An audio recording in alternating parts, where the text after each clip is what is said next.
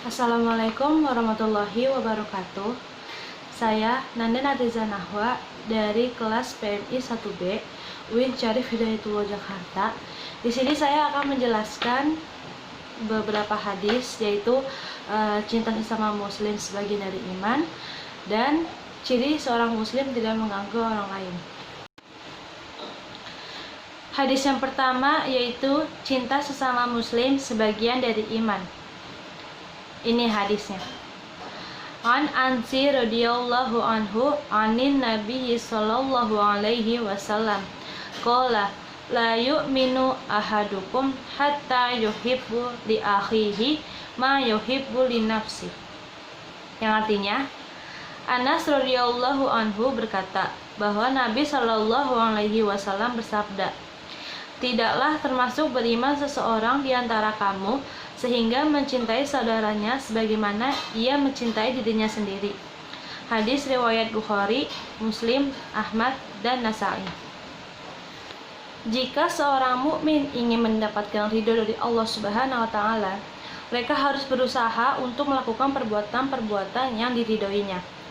Salah satunya adalah mencintai sesama saudara seiman seperti ia mencintai dirinya, sebagaimana dikatakan dalam hadis tersebut. Hadis tersebut menegaskan bahwa di antara ciri kesempurnaan iman seseorang adalah bahwa ia mencintai sesamanya seperti mencintai dirinya sendiri. Kecintaan yang dimaksud di sini termasuk di dalam rasa bahagia jika melihat saudara seimannya itu mendapatkan kebaikan yang ia senangi, dan tidak senang jika sesama muslim mendapat kesulitan dan musibah yang ia sendiri membencinya. Di sisi lain, hadis tersebut memberikan isyarat besarnya penghargaan Islam terhadap persaudaraan. Dengan besarnya arti persaudaraan, maka Islam menjadikannya sebagai salah satu indikator keimanan seseorang. Saudara dalam hadis tersebut bukan hanya saudara yang diikat dalam hubungan nasab, tetapi persaudaraan yang diikat oleh hubungan agama dan keimanan. Persaudaraan semacam ini adalah persaudaraan suci yang datang dari hati nurani yang dasarnya keimanan. Persaudaraan atas dasar keimanan dan keislaman merupakan persaudaraan yang abadi dan tidak akan luntur selama keimanan dan keislaman tetap bersemayam di dalam hati dan diri seseorang. Orang yang mencintai saudaranya karena Allah Subhanahu wa taala akan memandang bahwa dirinya merupakan salah satu anggota masyarakat yang harus membangun suatu tatanan untuk kebahagiaan bersama. Persaudaraan seperti itu sungguh mencerminkan betapa kokoh dan kuatnya keimanan seseorang. Ia selalu siap menolong saudaranya seiman tanpa diminta. Bahkan tidak jarang mengorbankan kepentingannya sendiri demi menolong orang lain. Perbuatan baik seperti itulah yang akan mendapat pahala besar di sisi Allah Subhanahu wa taala, yakni memberikan sesuatu yang sangat dicintainya kepada saudaranya tanpa membedakan antara saudara seiman dengan dirinya sendiri. Sebaliknya, orang-orang mukmin yang egois, yang hanya mementingkan kebahagiaannya dirinya sendiri, pada hakikatnya tidak memiliki keimanan yang sesungguhnya. Hal ini karena perbuatan seperti itu merupakan perbuatan orang kufur dan tidak disukai oleh Allah Subhanahu wa taala. Namun demikian, cinta sesama muslim yang dikatakan hadis tersebut harus didasari dengan lillah.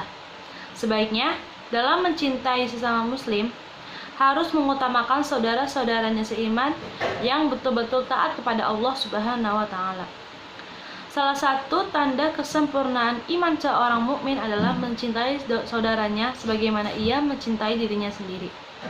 Hal itu direalisasikan dalam kehidupannya sehari-hari dengan berusaha untuk menolong dan merasakan kesusahan maupun kebahagiaan saudaranya seiman yang didasarkan oleh keimanan yang teguh kepada Allah Subhanahu wa taala. Dia tidak berpikir panjang untuk menolong saudaranya sekalipun sesuatu yang diperlukan saudaranya adalah benda yang paling dicintainya.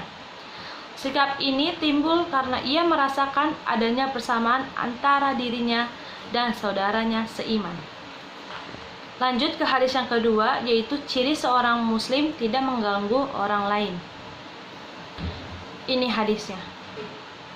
an indillahi ibni Umar anin nabiyyi sallallahu alaihi wasallam qala al muslimu min salimal muslimuna min lisanihi wa yadihi al muhajiru man hajaro manahallahu anhu, yang artinya Abdullah bin Umar berkata bahwa Nabi Shallallahu Alaihi Wasallam telah bersabda, seorang muslim adalah orang yang menyebabkan orang-orang Islam yang lain selamat dari lisan dan tangannya, dan orang yang hijrah adalah orang yang hijrah dari apa yang telah dilarang Allah Subhanahu wa taala.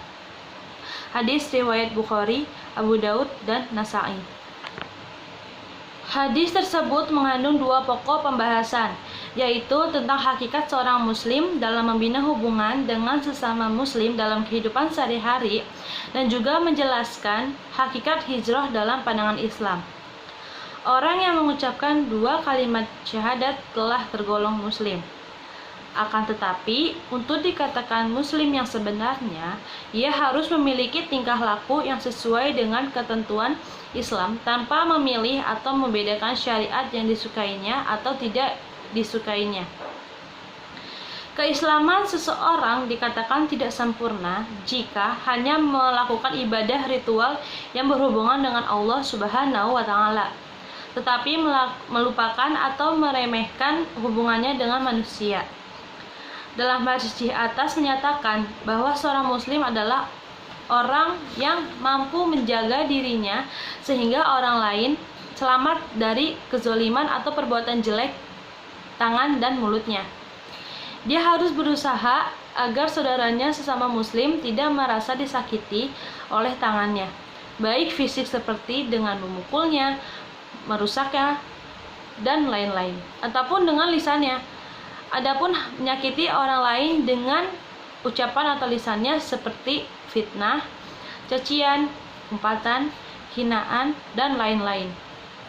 Perasaan sakit yang disebabkan oleh ucapan lebih sulit dihilangkan daripada sakit akibat pukulan fisik.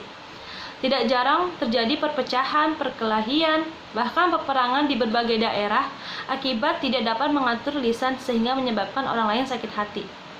Dengan demikian, seseorang harus berusaha untuk tidak menyakiti saudaranya dengan cara apapun dan kapanpun. Sebaliknya, ia harus selalu berusaha menolong dan menyayangi saudaranya seiman dengan kemampuan yang dimilikinya. Hal itu karena menjaga orang lain, baik fisik maupun perasaannya, sangat penting dalam Islam. Oleh karena itu, setiap muslim harus berhati-hati dalam bertingkah laku. Jangan asal berbicara bila tidak ada manfaatnya. Jangan berbuat sesuatu bila hanya menyebabkan penderitaan orang lain, karena segala tindakan dan perbuatan akan dimintai pertanggungjawabannya kelak di akhirat. Di samping itu, jika seseorang berbuat dosa kepada sesama manusia, Allah Subhanahu wa taala tidak akan mengampuni dosanya sebelum orang yang pernah disakitinya itu memaafkannya. Dalam hadis tersebut juga diterangkan tentang hijrah, yaitu bahwa hijrah yang sebenarnya bukanlah berpindah tempat sebagaimana banyak dipahami orang, melainkan berpindah dari kejelekan menuju kebaikan. Memang sangat berat bagi orang yang terbiasa melakukan sesuatu yang dilarang agamanya untuk mengubah perilakunya, padahal dia mengakui bahwa dirinya beriman. Dalam hati kecilnya, ia mengakui bahwa perbuatan yang selama dilakukannya adalah salah. Akan tetapi, kalau didasarinya niat yang betul, semuanya akan mudah. Ia akan berpindah dari jalan yang dimurkai oleh Allah Subhanahu wa taala menuju jalan yang diridhoinya. Hijrah juga dapat diartikan sebagai perjalanan panjang untuk meraih masa depan yang lebih baik. Dapat juga diartikan sebagai perjalanan yang panjang untuk mendapatkan ridhonya. Untuk menempuh suatu perjalanan diperlukan bekal yang cukup. Bekal tersebut dalam Islam adalah akidah yang kuat. Orang yang kuat imannya tidak akan mudah tergelincir pada perbuatan yang menyimpang perintahnya. Jika tergelincir perbuatan salah, ia segera berhijrah dari perbuatan jelek tersebut kepada perbuatan-perbuatan baik sesuai perintahnya. Sekian dari penjelasan saya. Maaf jika ada salah kata atau kekurangan dalam diri saya. Wassalamualaikum warahmatullahi wabarakatuh.